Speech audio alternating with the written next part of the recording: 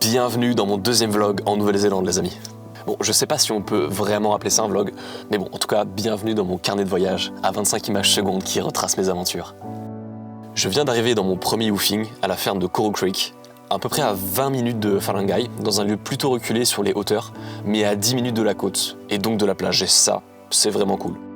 Bon voilà, petit update, première nuit dans le woofing, où je viens d'arriver, vraiment très cool, j'ai été super bien accueilli, voici un peu le woofing, voilà, donc ça c'est leur maison où ils dorment le plus souvent, où ils se reposent, ils prennent du temps, et il y a une autre ferme à 15 minutes de voiture d'ici, où on va aller tout à l'heure du coup.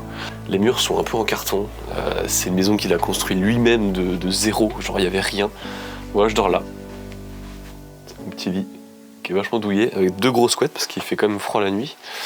Ils ont même pas de box, ils ont un Starlink, donc voilà pour dire à quel point c'est vraiment roots. Il y a des toilettes sèches, une douche à l'extérieur, je vous montrerai. Voilà, ils sont très cheval, voilà, super. Je suis pas très fan des chevaux, mais on va devoir s'y faire, c'est pas grave. La ferme est située dans le Northland, à peu près à 3 heures de Auckland. J'ai été accueilli par une famille juste incroyable. Dino, Anna et leurs 4 enfants, Gaia, Ricky, Shanti et Nico. Leur ferme fait à peu près une centaine d'hectares. Ils possèdent en plus une autre grande propriété de la même taille. Autant vous dire qu'il y a suffisamment d'espace. Leur maison, entre guillemets, là où ils dorment le plus souvent, se trouve dans un endroit très reculé au-dessus de la côte, à peu près à 20 minutes de la ferme, dans une réserve protégée pour les kiwis. On a d'ailleurs eu la chance d'en apercevoir un. Enfin bon, juste son cul, parce que bon, il s'est enfui très vite. C'est des oiseaux très craintifs et c'est extrêmement rare d'en voir. Bon, pour le début de mon séjour, on a eu un sale mauvais temps, donc j'ai pas énormément filmé, on n'a pas énormément travaillé, mais ça m'a permis d'apprendre à mieux les connaître. Bon, on était en train de travailler et tout d'un coup il y a un gros nuage qui est venu et la pluie commençait à tomber. Voilà, super. Bonne grosse pluie là. Ah, puis passer le motoculteur quand il y a de la bouse et quand c'est humide. Ah, c'est terrible. Je vous dis, on était en train de jardiner, il faisait grand soleil, il faisait genre 22-23 degrés. Il faisait super bon, tout d'un coup, boum, nuage, boum, pluie, fini. En 10 minutes, c'était plié. Ça change d'une minute à l'autre, il faut toujours avoir son kawaii sur soi. Ils vivent vraiment au rythme de la nature et de la météo, avec le plus d'autosuffisance possible. Ils ont un grand jardin, des panneaux solaires pour l'électricité, une source d'eau, des bouteilles de gaz pour se chauffer, et une vieille cuisinière à bois qui sert aussi de chauffe-eau quand on cuisine dessus. C'est vraiment une vie très simple et très roots. Ils sont un peu dans une vibes hippie des années 80, c'est assez marrant. Pour dire, ils n'ont que des toilettes sèches et qui sentent la mort malheureusement. Croyez-moi, je redoute le moment à chaque fois que je dois y aller. C'est assez terrible. Par contre, le truc incroyable, c'est quand tu prends ta douche le matin dehors, avec la chaudière à gaz. Et c'est juste hyper apaisant de se laver sous les arbres tropicaux, avec les rayons du soleil qui viennent te réveiller en douceur. C'est juste dingue. Par contre, punaise, qu'est-ce qu'ils sont désordonnés. Rien n'est vraiment propre parce que c'est une ferme quoi. Et rien n'est vraiment rangé. Je croyais être assez bordélique dans ma vie, mais en vrai, pas du tout. Du côté des animaux, ils ont une trentaine de poules, 25 chevaux et même un petit poulain qui vient de naître il y a 3 mois. Il est beaucoup trop chou, il a tellement d'énergie. Il s'appelle Oggy. On a tellement galéré avec Gaia de le maintenir pour lui faire un bandage, c'était vraiment sportif. Il y a aussi des chiens, beaucoup de chiens. Ils ont eu 2 portées de chiots, donc il y en a une quinzaine, et qui sont tellement à croquer. Ah, je les bouffe, je te jure. Non mais s'il vous plaît, vraiment. Expliquez-moi comment ne pas craquer devant ce bouille là tous les jours. Je me lâche partout. Oui, c'est ma caméra. Non. Regardez comme elle est belle. Non mais expliquez-moi, vraiment. Expliquez-moi comment ne pas craquer devant ce bout de chou là. Il y a aussi un mouton et un chevreau trop mignon qui s'appelle Batman. Ce qui est dingue ici, c'est que Dino a tout construit de ses propres mains. Les maisons, les installations de la ferme, il est même en train de lancer un projet Airbnb sur leur propriété. Sur tous les terrains, ils ont beaucoup d'agrumes, des citrons, des oranges, des pamplemousses, des tangelots. Ouais, les tangelots, on n'en a pas chez nous. C'est un parfait mix entre un citron, une orange et un pamplemousse. Voilà, c'est assez bizarre, mais c'est très bon. Ils nous font du jus excellent, c'est hyper agréable. Oui, parce que du coup, je suis arrivé à la fin de l'hiver On arrive au printemps actuellement. Mais les hivers ici sont pas très froids. Ça peut descendre maximum à 0 et en général il fait entre 10 et 15 degrés. Et oui, on est au nord et il fait plus chaud qu'au sud. Tout est inversé, c'est contre-intuitif, je sais. Mais bon voilà, c'est parce qu'on est dans l'hémisphère sud quoi. Bon, ça nous empêche pas de faire un peu de feu parce que les nuits sont froides et humides ici. Côté revenus, la famille vit très modestement, surtout grâce aux chevaux et au travail social. De ce que j'ai compris, en Nouvelle-Zélande, il existe un genre de mentoring pour accompagner les mineurs en difficulté qui sont un peu en échec scolaire ou qui ont subi des traumas dans leur passé. Anna et Dino font partie de ce programme social financé par le gouvernement et ils accueillent des jeunes plusieurs fois par semaine pour s'occuper d'eux et commencer une thérapie avec les animaux ou simplement pour s'occuper d'eux ou faire des activités. Cette ferme a un peu pour vocation d'être un lieu de stabilité et de ressourcement émotionnel pour eux. Un moment de répit et de paix dans leur vie compliquée. Et croyez-moi, on le ressent vraiment. Les enfants ont été scolarisés à la maison, mais honnêtement, ils dégagent une telle maturité, c'est impressionnant. Apparemment, pas mal de familles fonctionnent comme ça ici. La plus grande Gaïa va avoir 21 ans, mais j'ai l'impression qu'on a le même âge, c'est terrible. Elle est bien plus mature que la plupart des gens que je connais à 20 ans, et je m'inclus dedans, vraiment. Elle travaille avec ses parents dans le mentoring des enfants, mais plutôt avec les chevaux. Et à côté, elle a son entreprise de monitrice d'équitation. Shanti, la deuxième fille, s'occupe aussi bien des chevaux que des chiens, mais elle travaille dans une ferme d'élevage de bœufs à côté. Elle travaille 50 heures par semaine, et elle a genre 18 ans, c'est dingue. Et Ricky, le plus grand des gars, étudie à Topo pour devenir moniteur d'activité en pleine nature. Ils sont tous très sympas et très chill. Anna, la maman, que dire? C'est une femme très inspirante, simple, qui pense que chaque chose, chaque être vivant a une vibration et que chaque élément est utile. Elle croit pas mal aux énergies et elle a une vision du monde très positive. On a eu des échanges très intéressants qui m'ont bien marqué. Et j'oublierai jamais une de ses phrases qui me disait « Tu verras Eric, cette île a vraiment quelque chose de spécial et j'espère que tu trouveras ce que tu cherches ici. »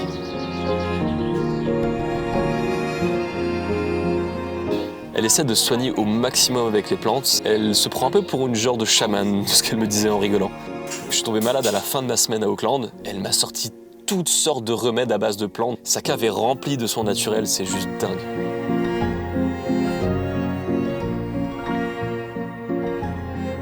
Bon, et puis j'aimerais bien vous parler de ma routine, mais bon, c'est un peu compliqué parce qu'il n'y en a pas vraiment. On fait tous les jours quelque chose de différent. On peut désherber un jour, ramasser du crottin de cheval le lendemain pour le jardin, ou aller réparer des trucs, nourrir les animaux, chercher du foin, passer le motoculteur. Bref, il y a énormément de choses à faire dans une ferme et il y a toujours quelque chose à faire. Aujourd'hui, on coupe du bois dans la forêt pour... En fait, on a abattu un arbre géant qui nous a laissé tomber sur le camp. Et là, du coup, on découpe l'arbre en plein petits bouts pour faire du bois de chauffage, quoi. Bienvenue dans un de nos travaux les plus sympas à la ferme. C'est ramasser la horse poo, la merde de cheval, les crétins de cheval comme ils disent ici. C'est super, regardez, voilà, on a des petites forks là. Et on prend la merde de cheval, comme ça, et on l'amène jusqu'à la barrière. Après on va la mettre dans le jardin pour fertiliser le jardin. Voilà. Et le gros point positif, c'est qu'à la fin de la journée, on peut aller se détendre et se nettoyer dans la rivière qui coule dans la propriété. Vraiment, c'est tellement mon goal life d'avoir une rivière qui passe dans ma maison comme ça avec autant d'animaux et un si beau jardin. En gros ici, en Nouvelle-Zélande, il n'y a pas trop de moustiques. Par contre, il y a des sandflies. En gros, c'est des mouches de sable, de ce qu'ils appellent, et c'est des tout petits moucherons qui te piquent. Enfin, je sais même pas s'ils te piquent, je crois qu'ils te mordent. Et ils te font des petits boutons, ça gratte de fou. Tu le sens pas tout de suite, en fait, tu le sens qu'ils te mordent sur le coup. En fait, ça gratte 3 ou 4 heures après. Le matin, il y a des piqûres de sandfly qui se réveillent, c'est horrible, regardez. J'en ai partout. Elles m'ont démonté. Je ne vous ai pas présenté John, ce vrai cow-boy. C'est un deuxième bouffeur qui est venu dans la ferme après moi. Il vient d'Amérique, de Santa Fe au Nouveau-Mexique, pour bosser dans les fermes kiwis. Il a que 19 ans, mais il est très mature et ouvert d'esprit. Il colle pas du tout avec le cliché des Américains qu'on pourrait avoir. On s'entend super bien, surtout que je le comprends bien mieux que les kiwis, avec leur accent parfois compliqué. Le temps ici, il est assez incroyable. Genre, il y a vraiment 4 saisons en une journée, c'est ce qu'ils disent ici. En fait, le matin, il peut faire super beau, genre 20 degrés, 20, 25. Tout de suite après, 2 heures après, il peut pleuvoir, mais des trombes. Vous savez quoi? Je crois que je deviens de plus en plus à l'aise avec les chevaux. J'entame un vrai chemin de réconciliation. C'est pas facile tous les jours, croyez-moi. Mais j'y mets du mien, promis. Tu ramasses le crottin de cheval et en même temps tu leur fais des câlins. Ils viennent te faire des bisous. C'est trop chou. Hey. Comme ils sont choux là. Trop chou. Et aujourd'hui, on va aller pêcher avec Dino et Nico. Ah, ils sont en train de préparer le bateau. Habituellement, j'ai le mal de mer. Ils m'ont donné un cachet. Je sais pas si ça va le faire. Il y a un monde où je retourne sur Terre et je gère mes tripes. Voilà. Et bon, j'aimerais bien quand même essayer de pêcher, attraper un snappers, comme ils disent ici.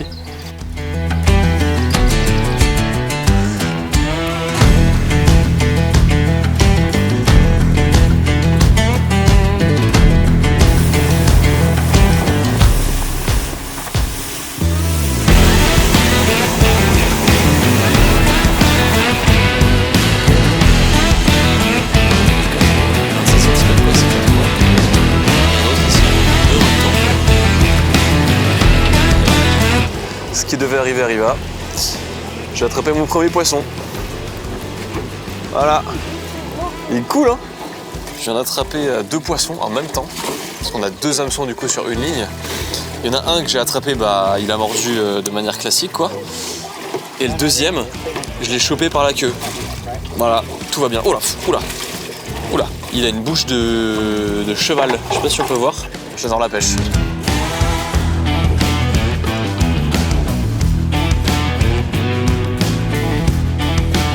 Vous ne pouvez pas imaginer le bonheur que c'est que de manger le poisson que tu as pêché juste avant. Plus frais et local, tu meurs. Beurre.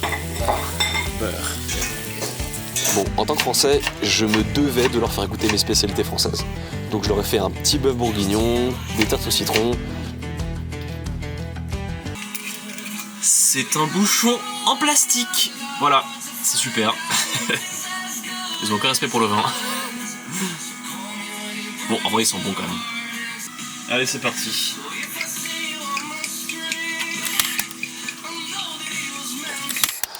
Il s'est passé un truc, les amis. Du coup, on a bu du vin avec le bœuf bourguignon, avec la purée que j'avais faite. Et déjà, ils n'avaient pas de verre à vin. Voilà, déjà ça, red flag. Ils ont servi le vin dans des mugs de genre de café. Et Gaïa, l'aînée, elle a mis du jus de raisin sucré dans son vin. J'avais envie de péter un câble. J'ai vrillé. Ça m'a rendu fou. C'est pas possible. Et je commence à m'embrouiller avec la famille, tu vois, genre ouais, pourquoi vous faites ça, c'est n'importe quoi. Ils commencent à me juger, me dire oh, vous aux Français là, vos traditions de merde, vous avez aucun goût. Du coup on s'est tapé. Voilà, on s'est tapé, on s'est mis sur la gueule sur la table devant toute la famille, c'était génial. Voilà, non je rigole, hein, non bien sûr. Hein, tous les jours, je vois une quantité folle d'oiseaux. La biodiversité de la Nouvelle-Zélande repose essentiellement sur les oiseaux et ils ont énormément d'espèces endémiques, en gros qui sont présentes que sur l'île. Et du coup, c'est pour ça qu'ils sont très chiants sur la protection de la biodiversité et qu'on peut rien importer sans autorisation sur le territoire. Mais c'est sûrement grâce à cette vigilance qu'on peut observer autant d'oiseaux réellement magnifiques, avec des couleurs, mais juste incroyables. Ils ont des martins pêcheurs, des sortes de mésanges, des pigeons multicolores, des perroquets arc-en-ciel et des pukiko. C'est un oiseau qui est un peu invasif et qui mange les cultures. Et ils ont l'habitude de les shooter au fusil, comme les opossums qui ont été importés d'Australie et qui mangent les œufs des kiwis. Hello my friends. Salut les bouffeurs de grenouilles. Aujourd'hui, on va chasser le pukeko. Parce qu'ici, on est dans la Nouvelle-Zélande américaine. Ouais, l'Amérique. Les pukekos sont super intelligents. Ils adorent bouffer tous nos fruits et saccager nos jardins. Ils sont vraiment surnois. Venez les amis, je vais vous montrer comment on fait chez nous. Ils sont vraiment imprévisibles. J'adore ces oiseaux de malheur. Je pense que je vais en buter quelques-uns.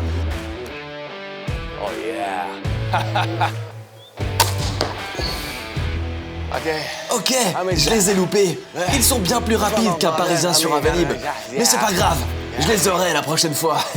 Ils vont pas continuer à bouffer mes oignons comme ça. Et n'oublions pas, vive les kiwis. Ok, let's go. Bon bah ça y est, je viens de tuer mon premier pukeko. Voilà. Oh, ça fait bizarre. Hein. Je sais pas si j'étais prêt pour ça en fait. L'idée avait l'air chouette. Maintenant que je l'ai fait, je suis pas certain du délire. Bon, même si c'est un oiseau entre guillemets nuisible, qui bouffe les cultures et qui vient d'Australie et qui se multiplie beaucoup trop vite et qui devient très problématique pour la Nouvelle-Zélande, ça reste un oiseau que tu tues. Ah, mais bon, en même temps, j'étais en train de planter des oignons, je suis allé manger et ils étaient en train de bouffer les oignons, donc voilà quoi. Merde. À la ferme, les visiteurs sont fréquents. Certains viennent acheter des chiots, voir les chevaux. Parfois, les amis restent et ils se rassemblent le soir pour partager un repas autour du feu dans un endroit qu'ils appellent The Camp. C'est un espace simple mais chaleureux. En été, c'est aussi là que les woofers comme moi dorment et c'est le moment de partager un bon repas, de jouer au loup-garou.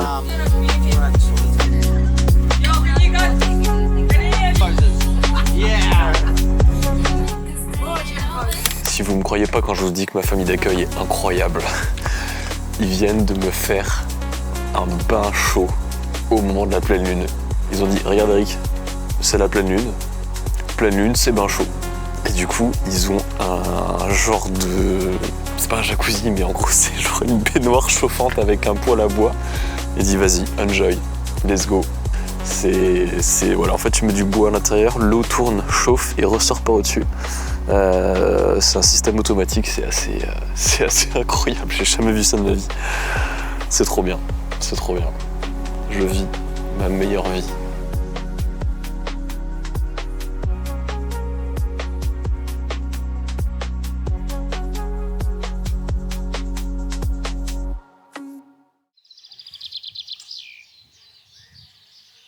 Ce qu'on fait tous les jours ici, c'est très différent de ce que j'ai l'habitude de faire, mais ça me fait tellement bien. C'est une expérience unique au cœur d'une vie simple, volontairement loin du confort moderne et d'une authenticité rare. Je ressens un réel bonheur d'accomplir des tâches simples, d'avoir un travail physique dans lequel tu peux rester toute la journée dehors et profiter de la lumière du soleil. Un travail qui sert réellement un but palpable, se nourrir et garder les animaux en bonne santé. On a ramassé 30 kilos d'agrumes ce matin pour faire du jus de grapefruit. C'est du pamplemousse, mais en vrai, ça goûte définitivement du jus d'orange. Mais regardez-moi, là-bas, je pense qu'on voit pas trop. En fait, il y a une pelleteuse. Et en gros, c'est le fils, Nico, il a 11 ans. Il a pris la pelleteuse, Nico, et il s'est dit « Oh bah tiens, je vais me faire un petit terrain de cross pour mon vélo. » Du coup, voilà, il a pris la pelleteuse, il est en train de se creuser des petites bosses là pour faire du cross avec son vélo. Dans le plus grand des calmes, tout va bien. Le mec, il a 11 ans, il prend sa petite pelleteuse là qui fait 4,5 tonnes et il se creuse un terrain de bike. Ce pays est incroyable. J'adore la vie de ferme. La vie de ferme, c'est la meilleure école du monde, vraiment. Vraiment, envoyez vos gosses à la ferme, qu'ils apprennent la vie, c'est incroyable. Ce lieu est si apaisant, croyez-moi. Ça faisait longtemps que je m'étais pas senti autant en vacances. Je voulais rester une semaine au début et bah voilà, j'entame ma 3e semaine.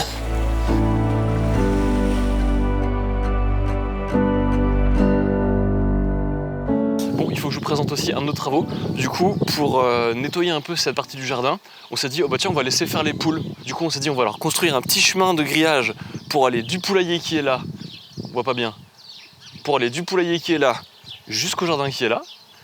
Et en fait, elles trouvent toujours moyen de s'échapper, je sais pas comment, du coup je vais devoir aller les rattraper parce que sinon elles bouffent les plantes qu'on vient de planter, voilà, comme les poules Kiko. Et de une.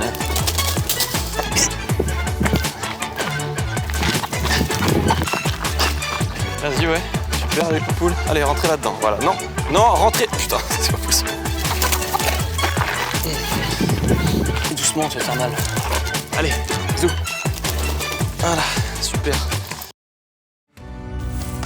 Après 3 semaines passées ici, c'est le moment pour moi de prendre le large et d'aller continuer de découvrir ce magnifique pays. Je prends la route vers le Grand Nord pour un nouveau woofing. Cette famille a été si accueillante, généreuse et attentionnée. J'ai eu beaucoup de chance de tomber sur eux. Le woofing en ferme, c'est une expérience que je recommande à tout le monde. C'est juste incroyable de bosser 3 ou 4 heures par jour et de kiffer le reste du temps, découvrir les alentours. C'est le moment pour moi de dire au revoir, mais pas adieu, car j'ai promis que je repasserai les voir en redescendant vers le sud après quelques semaines. Il me manque déjà. À plus tard. Salut Batman. À plus tard.